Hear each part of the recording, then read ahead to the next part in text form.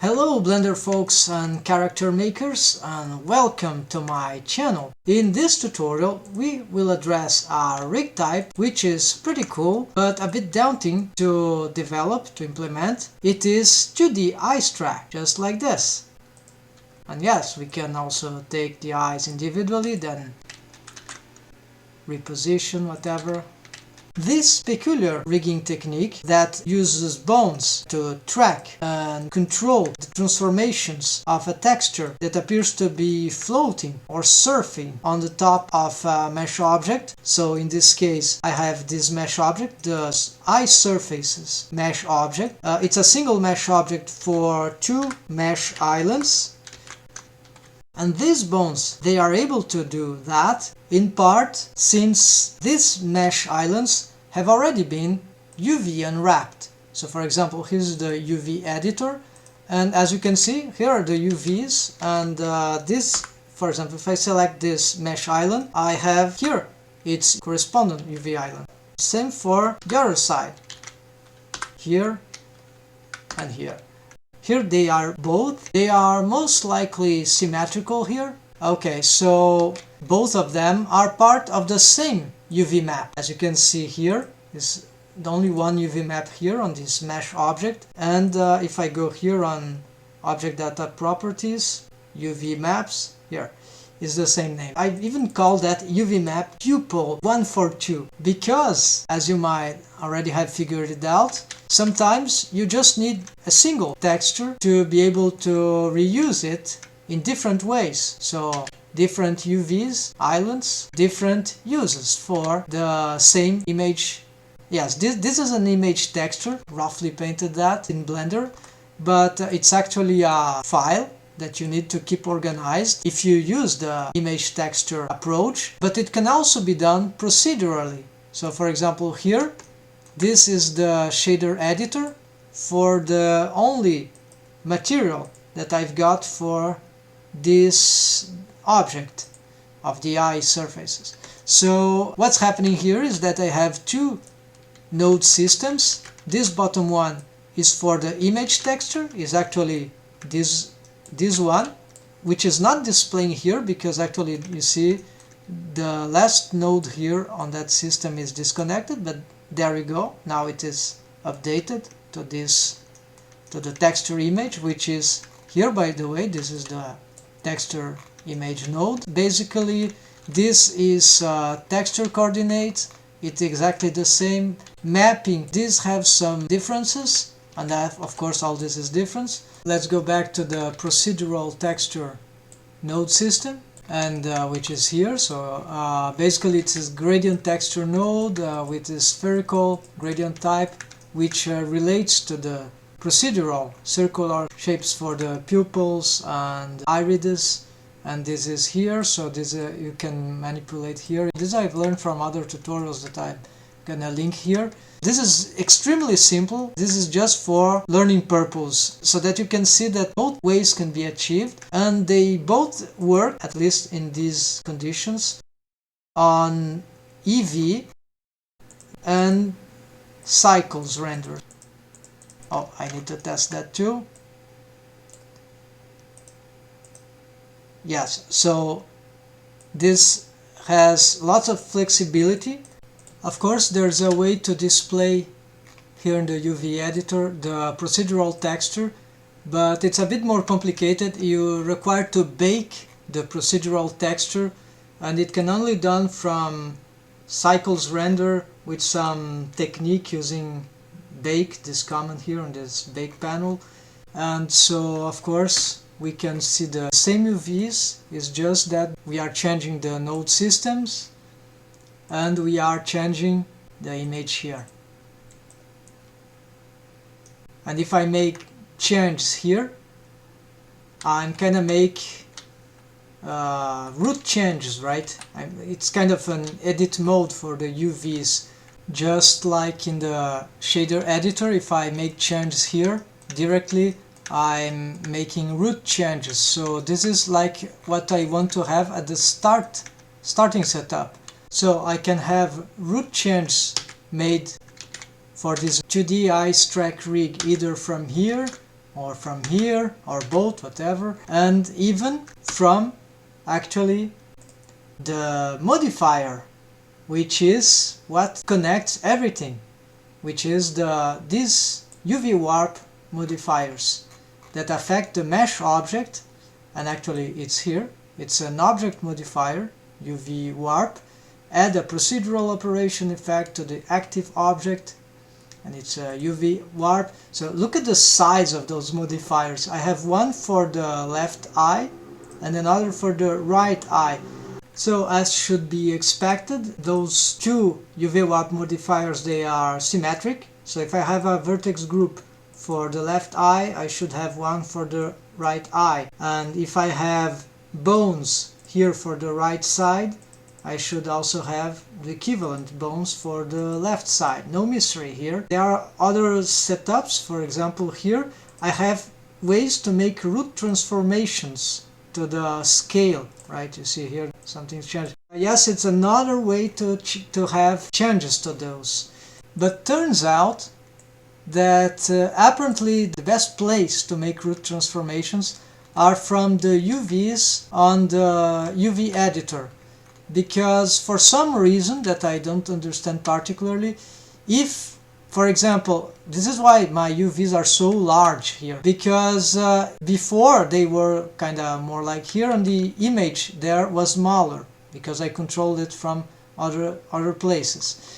But then what happened is that the movements that I have here, they were very strange, like the movement was spiky. It felt like I was using on magnet, right? Snapping. The posing was not smooth, it was jumpy. So the solution that, at least for this case, was to first establish the root size that would make the eyes very tiny so that I could have a fluid motion like that, and also through here.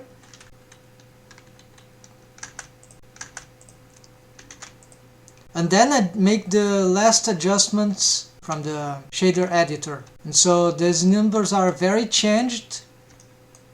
And here also. But at least it stopped having that weird effect that I've mentioned. So another thing that is fundamental is UV mapping.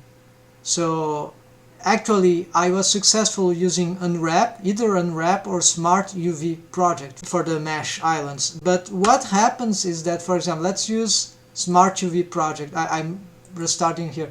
Then I have two UV islands here. Let's rescale both of them. Let's not worry about the positioning of this right now. So if I go here, this eye seems to look good. The orientations seem to be correspondent. But when I get this, oh look, when I go up it goes down. When I go right it goes left, and it can get worse than this if we don't understand a little about this stuff. I just know that if I make a trick, take that one for example, the one that is behaving wrongly, what I can do is just getting this mirror x-axis and then UV mirror y-axis. It must be completely inversed, and then when it comes to do this, here, now both eyes are good. Well, not good, just there's not this crazy thing going on, which is very, very frustrating if we don't know that we need to have this kind of symmetric development on the UVs. And this doesn't make any change if I have two separate mesh objects. I still don't understand exactly why this happens, but this needs to be done. We should quickly take a better look at those bones that are directly involved in the UV warp modifiers. Actually, each UV warp modifier has a requirement of two bones. One is bone from, and the other is bone to. The bone to I'm calling pupil controllers, controller for left and controller for right. They are these ones that we see here. I've shown you before. And this is the pupil's track. It's not there. It's just those two that are there, plus an additional layer of bones, which would be here. Let me just hide this thing. So here you see the pupil bones, the left and right. So if I go back to the UV warp modifiers, as I see here, these are the bones from. So it's left and right.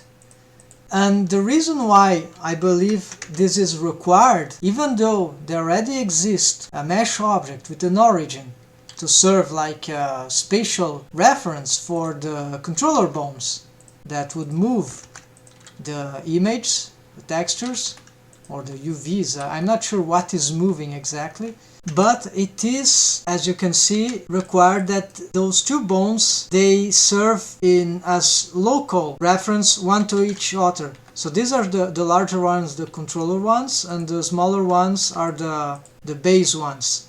And if I go in pose mode with both of them showing, actually I'm more meant to just pose the controllers, while this I even locked them because I don't want them to be moving accidentally in any ways. So look what happens if I change the location of this one.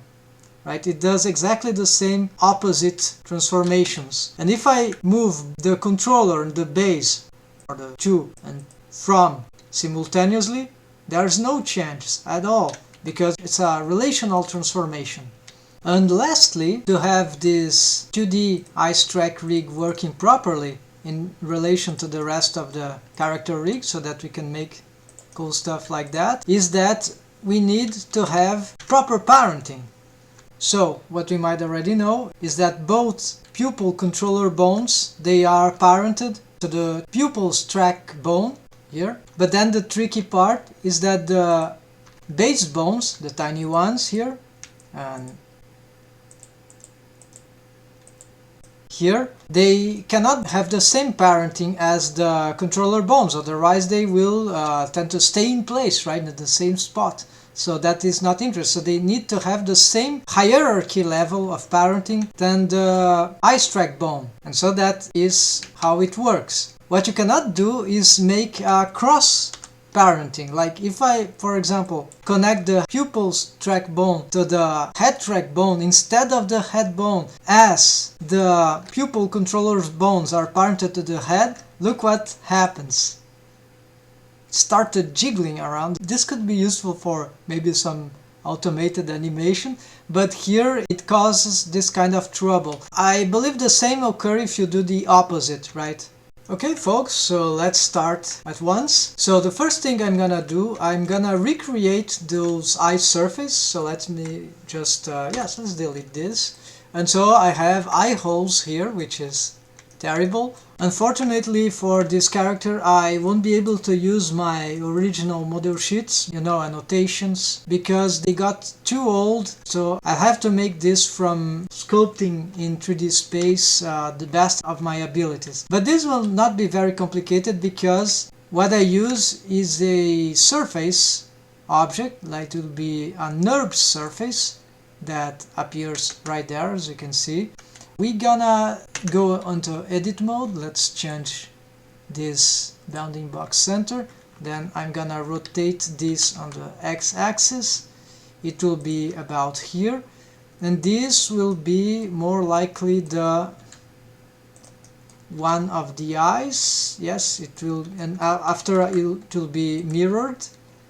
So this matching, I'm not gonna make it perfect here because it is time consuming and challenging. Yeah, it's not the focus also of the tutorial, but this is a good way to make this kind of curved surface, because then you have a very, let's say, mathematical curves that of course we could achieve in Blender on other ways, but I like this way, this fashion of achieving the curve result.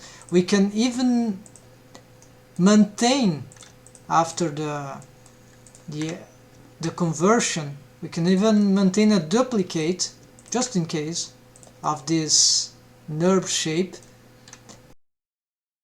Yeah, this is very confusing, but you know, it's not very complicated to deal with that. And then because I don't have a model sheet and other things are in the way, it's making my work very difficult. Let's see, maybe I can have also